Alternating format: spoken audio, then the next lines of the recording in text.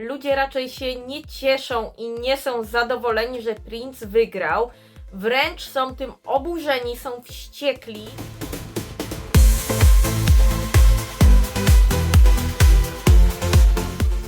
Hej wszystkim, witam Was serdecznie na moim kanale. Serbia wybrała swojego reprezentanta. I właśnie to dzisiaj skomentuję, zareaguję na piosenkę. Prócz tego powiem Wam jeszcze w ogóle o PZE, ponieważ tam się sporo działo w tym roku. Samo to zwycięstwo jest dosyć zaskakujące też, więc do tego się odniosę. Było sporo takich afer mniejszych i większych, więc też na pewno chciałabym Wam o tym opowiedzieć, dlatego zostańcie ze mną do końca, bo też na pewno kilka takich smaczków, ciekawostek Wam dzisiaj sprzedam. Na wstępie, żebyście nie zapomnieli, bo ja na przykład mam sklerozę, no nie wiem jak Wy, ale wolę Wam przypomnieć, kliknijcie subskrypcję, kliknijcie łapkę w górę, dajcie znać, co myślicie o tej piosence dzisiejszej. Zanim właśnie ją skomentuję, to jeszcze Wam o tym przypominam. No i co? Tutaj gdzieś na ekranie Wam się pojawi karta do filmiku o PZE, który zrobiłam wcześniej. Ja tam opowiadałam mniej więcej wstępnie, jak to wygląda, kto może wygrać. Podsumowałam też tam poziom, przeanalizowałam to tak wstępnie, więc myślę, że możecie tam zajrzeć też, jeśli jesteście spragnieni więcej informacji o tym PZE ode mnie. No i co? Serbia wybrała Prince'a. To jest dosyć zaskakujące. Myślę, że większość osób się tego raczej nie spodziewało. On gdzieś tam, kręcił się wśród tych faworytów, ale raczej nie był takim pierwszym wyborem niczyim, więc to było na pewno szokujące troszkę. O tym, jakie były reakcje na jego zwycięstwo, w jaki on w ogóle sposób wygrał, co tam się działo i też o nim trochę więcej powiem Wam później.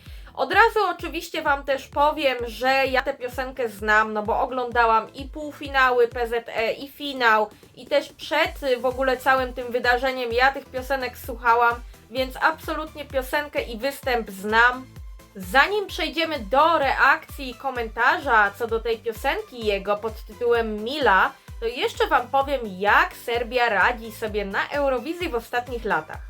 Serbia na Eurowizji radzi sobie całkiem w porządku. Może nie jest jakoś świetnie i super za każdym razem, ale od 2017 roku są w finale za każdym razem. W 2022 roku byli w top 5, byli na 5. miejscu, więc świetny wynik, ale przeważnie idzie im trochę słabiej, raczej są bliżej tego 20 miejsca niż top 10. Jak im pójdzie w tym roku, to się dopiero okaże, a tymczasem zaproszę Was już na moją reakcję na piosenkę Prince'a.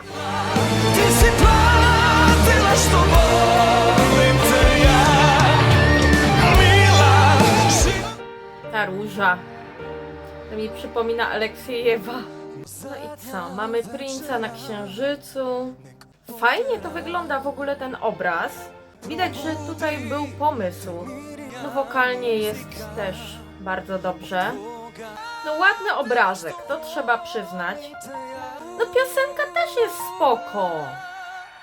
Czy może to nie jest najlepsze, co Serbia miała w tym roku, ale to jest okej. I z tym obrazkiem naprawdę fajnie wygląda. Mam wrażenie, że ten staging robi tutaj robotę, bo gdyby to wyglądało źle i źle by się to oglądało, to by przepadło moim zdaniem. A tak, no to jest okej. Tego nie lubię, tego fragmentu. Znaczy, pomysłu na staging to mu odmówić nie można na pewno. Wszystko ma tu jakiś sens, te ujęcia.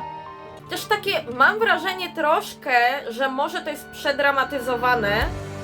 Aczkolwiek, czy mi to przeszkadza? Chyba nie. No i znowu mamy jakieś obracanko. Babeczka odwrócona się kręci. Kręci się dalej. Znaczy, ja mam pozytywne odczucia wobec tej piosenki raczej. Okej, obejrzałam sobie to po raz kolejny, tym razem już tak na chłodno, bez tych emocji towarzyszących właśnie oglądaniu tego na żywo. No i co ja o tym myślę? Myślę, że to jest okej, myślę, że jest to fajne, ale czy to jest bardzo fajne? No tutaj już powiedziałabym, że tak daleko chyba bym nie szła. Na pewno ja się osobiście nie spodziewałam, że on może wygrać. Obstawiałam, że w top 10 może się znaleźć, ale że wygrać, no nie zgadłabym tego. I myślę, że wiele osób też podziela chyba to moje zdanie, bo ludzie są generalnie zaskoczeni, ale no to tu przejdziemy do tego później, ja Wam dokładnie wszystko opowiem. Czy uważam, że Serbia miała lepsze piosenki? Myślę, że miała, myślę, że można było wybrać lepiej, ale czy oni wybrali tak do końca źle? No wiecie co, polemizowałabym. Na pewno widzę tutaj i plusy, i minusy zarówno tego występu, jak i piosenki. No plusy są takie, że fajny jest obrazek, piosenka jest taka całkiem fajna, całkiem spoko. Może bez jakiegoś większego szału, ale jest okej. Na pewno ona nie boli, nie uważam, żeby była jakaś tragiczna. Taka no do posłuchania, może nie ciągle i na zapętleniu, ale jest w porządku. No minusy są takie, że to nie ma jakiegoś takiego mega polotu moim zdaniem. Tutaj no nie ma takiego efektu wow, takiego jakiegoś mocnego, intensywnego czegoś, co by mnie faktycznie zaczarowało niesamowicie. Trochę tak jak teraz patrzę na ten występ i w ogóle cały vibe tej piosenki, to mam wrażenie, że jest to trochę przedramatyzowane. Chociaż ja lubię tego typu piosenki i raczej przeważnie mi to nie przeszkadza. Natomiast no może odrobinkę faktycznie widzę tutaj takiego aż za bardzo takiej dramaturgii w tym wszystkim. Czy to jest złe, tragiczne, nie do zniesienia? Nie jest, na pewno nie jest. Czy jest super, turbo, hiper, giga, niesamowite, dupę urywające? Też nie jest. Jeżeli miałabym powiedzieć, czy bardziej na plus, czy bardziej na minus, no to bardziej na plus, tutaj no na pewno muszę to przyznać, ale tak ogólnie no okej, no po prostu. No bo Prince nam powraca, on już był na PZE i uważam, że tamta jego piosenka była lepsza. I teraz zadanie dla mnie, muszę sobie przypomnieć, jaki ona miała tytuł, bo pamiętam jak ona leciała. Nie zatwaraj prozore, Alalvera i Habibi. Dobra, już wiem, Cwet za istoka. Tak, to jest tytuł jego poprzedniej piosenki. Uważam, że Cwet za istoka było lepsze niż Mila, to na pewno. No i wiecie co? Ocena dla Prince'a. Ja sobie myślę, że tak właściwie słuchając już też zazwyczaj jak słucham, to od razu w głowie pojawia mi się jakaś wstępna ocena i chyba tutaj właśnie w tym przypadku też tak było. Ja przy tej ocenie swojej zostanę, która mi się pojawiła w głowie. Myślę, że czwórka będzie tutaj ok. No na pewno mniej niż 4 tutaj bym nie dała, no bo to było fajne, to było spoko, tutaj był i staging, piosenka też jest całkiem spoczko, więc myślę, że 4 będzie w porządku. Więcej też bym nie dała, no bo tak jak mówię, nie było w tym aż takiego polotu, aż takiego efektu wow, więc no 4. 4 niech będzie. Okej, i teraz będzie ciekawa sprawa, ponieważ spróbuję przeanalizować, jakie szanse ma Prince w tym roku na Eurowizji. No bo ja przejdę zaraz też do tego, co, kto i dlaczego, ale większość ludzi już na tym etapie krzyczy, że on w ogóle do finału nie wejdzie. No ja bym tak do końca tego pewna nie była, że on się nie zakwalifikuje, bo wiecie co, no właśnie mamy w tym roku bardzo dużo takich intensywnych piosenek, bopów, takich bardzo mocnych utworów, a z kolei wydaje mi się, że to takie wolniejsze, bardziej właśnie takie dramatyczne w tym przekazie, coś takiego poruszającego, no może to się wyróżnić moim zdaniem, tylko no wiecie co, no tutaj to jest taka sytuacja na dwoje babka wróżyła, bo czy to z kolei nie będzie takie wręcz za bardzo teatralne i dramatyczne dla widzów w maju, no ciężko mi powiedzieć. Znaczy, na pewno ja bym nie była taka skrajna, że on się zakwalifikuje na bank albo się na bank nie zakwalifikuje. Tu może się zdarzyć wszystko. Nie mam pewności właśnie co do jego wyniku, no bo są piosenki, które aż krzyczą, że to wejdzie na pewno. Są też piosenki, które właśnie wydaje mi się, że no nie ma za bardzo szans. A tutaj no myślę, że jakieś szanse są. Może nie są one jakieś gigantyczne. Nie jest to na pewno pewniak do awansu. Ale no, czy ja bym tak od razu skreślała, że to w ogóle nie ma szans? To znaczy, na pewno widzę pewną grupę odbiorców, do której ta piosenka ma szansę przemówić. Tylko teraz, no żeby też określić, czy ta grupa jest duża, czy mała, ciężko. No i teraz powiem Wam ogólnie o całym PZE, o tych wszystkich ciekawostkach, w ogóle o Prince'u, o tym odbiorze jego zwycięstwa, natomiast też chyba to będą takie naczynia połączone, bo jedno będzie wynikało z drugiego, więc to będzie taka jedna dłuższa sekcja o całym PZE. No i zacznijmy od najważniejszego, czyli od tego, że ludzie raczej się nie cieszą i nie są zadowoleni, że Prince wygrał. Wręcz są tym oburzeni, są wściekli. Wręcz zaryzykowałabym stwierdzenie, że w dniu dzisiejszym Prince jest pewnie najbardziej nienawidzoną osobą w Serbii za paroma innymi, o których nie będę tu mówiła. Korzystając właśnie z mojej znajomości języka serbskiego, ja sobie przejechałam te serbskie tabloidy, poczytałam sobie, zobaczyłam też na Twitterze, co się dzieje, co ludzie piszą. I widzę, że sytuacja jest naprawdę, zła. Tylko teraz musimy sobie odpowiedzieć na pytanie najważniejsze. Dlaczego właściwie ludzie go tak bardzo nienawidzą? No i odpowiedź na to pytanie brzmi to skomplikowane. Myślę, że tutaj czynników, dlaczego właściwie on jest tak źle odebranym zwycięzcą, jest co najmniej kilka. Trzeba zacząć właściwie od tego, że główny zarzut jest taki, że w ogóle tam były jakieś wałki robione w tym PZE i coś tam się odwaliło, że było tam jakieś, mówiąc kolokwialnie, oszukaństwo. No bo słuchajcie, sprawa wyglądała tak, że on właściwie wygrał o 1 punkt tylko i na drugim miejscu były Harem Girls, więc to była różnica bardzo mała, przy czym jego bardzo mocno wypchnęło do góry jury. I jednocześnie to samo jury bardzo mocno, że tak powiem, uwaliło te haremki. No i ja tutaj nie będę wchodziła w taką polemikę, dlaczego jury uwaliło te haremki. Powody mogą być różne, natomiast fakt jest taki, że Prince wygrał tak naprawdę właśnie 1 punktem tylko, bo potem te wszystkie głosy od jury były jakby złączone, zliczone i przydzielono względem tego punktację eurowizyjną. No i tam wygrała Wukaila u jury, dostała 12 punktów, a drugi był właśnie Prince i on otrzymał 10 punktów w ogóle za głosowanie jury po tym przeliczeniu. No i tutaj wjeżdża kolejna kwestia tego rzekomego oszukaństwa. Ponieważ z televotingu Prince dostał 8 punktów, Harem Girls dostały 10, a wygrali głosowanie widzów Bojana i Dawid. No i tutaj wjeżdża kwestia tego rzekomego oszukaństwa, bo ludzie zarzucają Bojanie i Dawidowi, że oni kupili sobie głosy. No bo gdyby Bojana i Dawid nie wygrali głosowania widzów i nie dostali 12 punktów właśnie z televotingu, to wygrałyby i tak Harem Girls. Natomiast kiedy Bojana i Dawid dostali malutko punktów od jury i dostali z kolei potem właśnie 12 z televotingu, no to i tak nie wygrali, byli gdzieś tam w środku tabeli, ale przez to właśnie te haremki nie dostały tej 12. No i tutaj ja od razu Wam wytłumaczę. To jest teoria spiskowa. Nie ma żadnych dowodów na to, że tak było, że oni kupili jakieś głosy, czy że ktoś tam coś oszukiwał.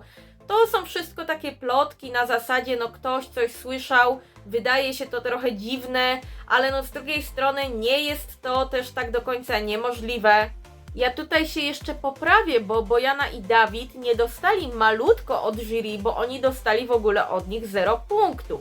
No i słuchajcie, to jest kwestia już tego, czy wierzymy w takie teorie, czy nie. No bo okej, wygląda to podejrzanie, że od jury dostali 0 punktów, a od widzów 12, czyli max.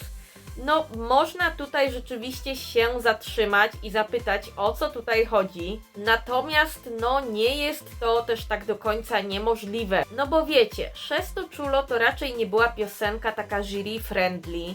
Więc mogło tak być, że jury faktycznie nie było za bardzo za tą piosenką. Z kolei czy widzowie daliby aż 12 punktów? Wiecie, tu polemizowałabym, bo to się nie wydaje takie zbyt logiczne, ale z drugiej strony też nie jest to właśnie totalnie niemożliwe. Oni się gdzieś tam wśród tych faworytów wymienianych kręcili. No nie byli głównymi faworytami, raczej się mówiło o nich w kontekście jednych z kilku. Raczej to nie było bardzo prawdopodobne, żeby oni to wygrali, czy w ogóle żeby wygrali to głosowanie widzów. No ale to nie jest też taka sytuacja z kategorii, że nikt absolutnie by tego nie podejrzewał i że to jest totalnie niemożliwe. No bo mogło się tak stać, chociaż też przyznam, że coś jest w tym takiego shady, dziwnego. Na pewno nie jesteśmy w stanie zweryfikować tej teorii i sprawdzić, czy to jest prawda, czy ktoś jakieś głosy kupił, czy był tam jakiś wałek, czy go nie było. Więc słuchajcie, jeżeli ktoś oczekuje ode mnie, że ja powiem w tej chwili, że tak, Bojana i Dawid kupili głosy, albo nie, Bojana i Dawid nie kupili żadnych głosów, no to na pewno będzie zawiedziony, ponieważ ja na to pytanie jednoznacznie odpowiedzieć nie mogę, bo ja po prostu tego nie wiem. Natomiast koniec końców wyszło to, co wyszło, czyli Bojana i Dawid dostali 12, przez co nie wygrały Harem Girls, a wygrał Prince. No wiecie, Prince nie był ani zwycięzcą televotingu, ani nie wygrał u jury, więc też to oburzenie jest trochę moim zdaniem zrozumiałe. No i tutaj musimy sobie płynnie przejść do kwestii inb i awantur i afer, ponieważ myślę sobie, że na ten hejt na Prince'a miało wpływ też pewne wydarzenie z Green Roomu, ponieważ tuż po tym, kiedy on wygrał, w Green Roomie zrobił się chaos, każdy chciał mu tam pogratulować, coś powiedzieć i podeszły do niego właśnie Harem Girls i on je jakby odtrącił, nie chciał z nimi rozmawiać czy tam przytulić którejś z nich. Pojawiło się z tego nagranie, które właśnie tak wyglądało, jakby on totalnie nie chciał, odrzucił właśnie te pozdrowienia od nich. No i podniosło się duże larum, że to było niemiłe, że to było niegrzeczne, że to było chamskie, że właśnie takie trochę konserwatywne z jego strony, ponieważ Harem Girls to jest taki kolektyw drag queens. No ale potem wyszły Harem Girls, powiedziały, że to w ogóle nie było nic chamskiego z jego strony, bo sytuacja była taka, że on sekundę przed tym wygrał, rozpłakał się chłop, był zdezorientowany, nie wiedział w ogóle co się dzieje. No i one też wytłumaczyły to, że to nie było z jego strony chamstwo i że one to totalnie rozumieją, nie mają żadnego żalu, więc sytuacja została trochę złagodzona, o czym pewnie też może na tym etapie jeszcze nie każdy wie. Co jeszcze takiego Prince zrobił lub powiedział, co mogłoby wpłynąć na to, że ludzie go tak bardzo nie lubią? Jest takie nagranie, bodajże właśnie sprzed 2 lat, gdzie on się wypowiada chyba na story na Instagramie. Ktoś mu zadał pytanie, którą serbską piosenkę z Eurowizji lubi najbardziej. No i on na to odpowiedział coś mniej więcej w stylu, że wszystkie te piosenki to w sumie śmietnik, ale najbardziej jeśli już miałby wybrać, to lubi Molitwę.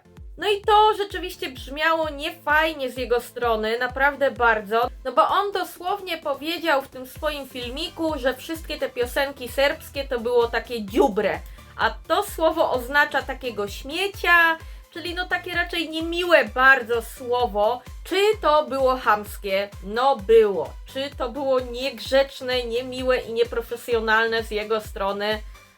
Było, nie da się ukryć, słabe z jego strony, ale wiecie, czy to jest też aż taki powód do aż takiej nienawiści?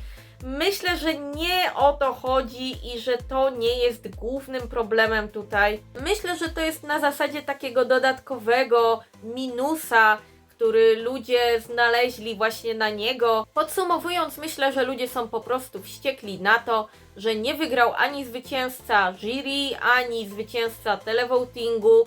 No i to, że jednak były w opinii ludzi lepsze piosenki, takie, które miałyby większe szanse.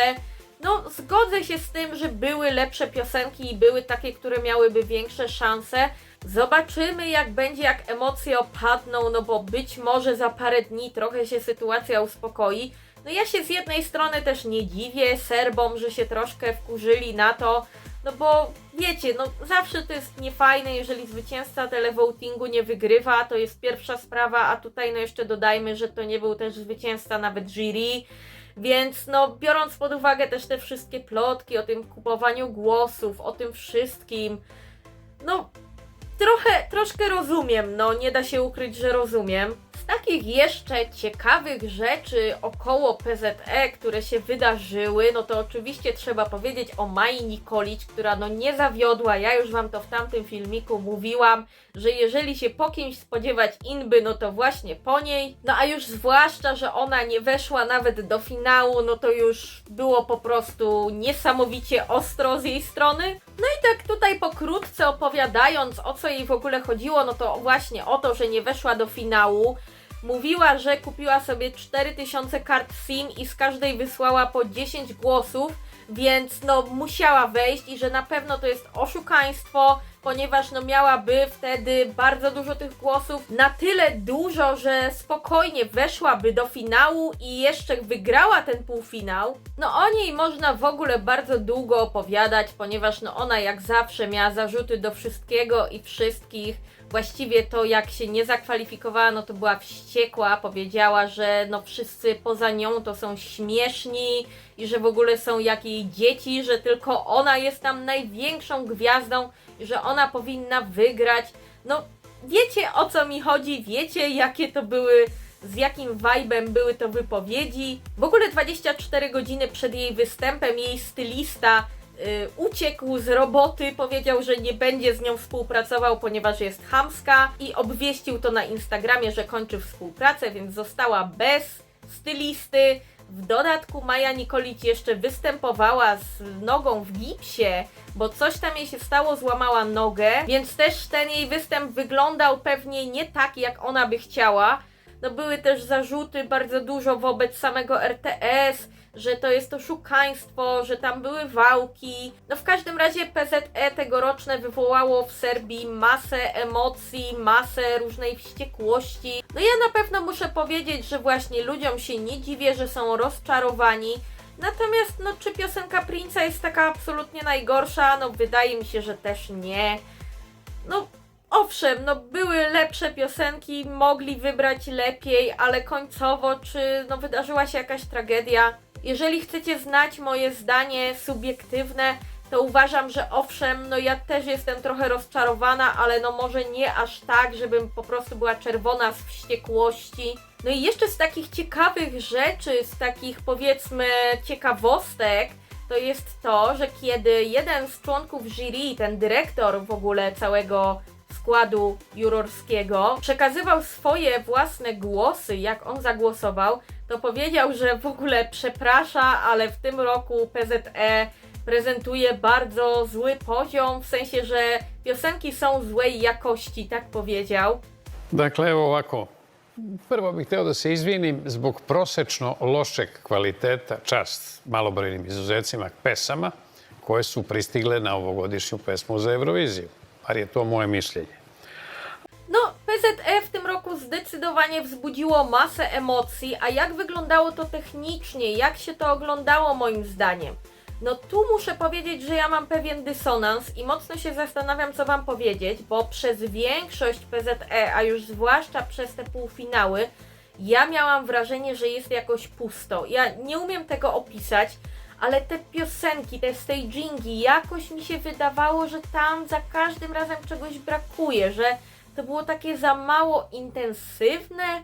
Nie wiem, miałam jakieś takie dziwne wrażenie, że brakowało tam wszędzie energii jakiejś w ogóle w takim całym toku tego show. Nie wiem, czy Wy też tak mieliście, dajcie znać, jeżeli oglądaliście PZE i mieliście podobne odczucia, w ogóle dajcie znać, czy Wam się podobało, czy nie. Ja takie jakieś wrażenie miałam, ale nie umiem go tak do końca wytłumaczyć, na czym to polegało, z czego to wynikało, ale no coś mi tam jakby nie grało. No i wiecie co, ja myślę, że o tegorocznym PZE i o jakichś pomniejszych, dramogennych wypowiedziach i jakichś takich dziwnych sytuacjach to można byłoby jeszcze godzinę gadać, bo tego było naprawdę dużo, gdyby to wszystko zebrać, ale chyba wszystko, co najważniejsze i najciekawsze, ja Wam już powiedziałam. Więc nie będę też na siłę tego wydłużać i zbierać każdej najmniejszej informacji, jaką tylko byłam w stanie znaleźć, bo też myślę, że nie na tym to polega. No chyba że bardzo byście chcieli, to ja na przykład mogę jeszcze w przypiętym komentarzu spisać jakieś takie dodatkowe informacje ciekawe. Jeśli ktoś by chciał, dajcie znać, może jesteście chętni. Jeżeli tak, to ja to na pewno zrobię. Tymczasem oczywiście proszę Was też o to, żebyście zostawili łapki w górę, jeżeli Wam się podobało. Zostawcie subskrypcję, kliknijcie na dzwoneczek i obowiązkowo, ale to absolutnie obowiązkowo dajcie znać, co myślicie o piosence Prince'a. Czy Wam się podoba, czy woleliście kogoś innego, czy oglądaliście PZE. Podzielcie się po prostu swoją opinią na ten temat, a tymczasem ja Wam już będę dziękowała. No i co, widzimy się wkrótce, do zobaczenia.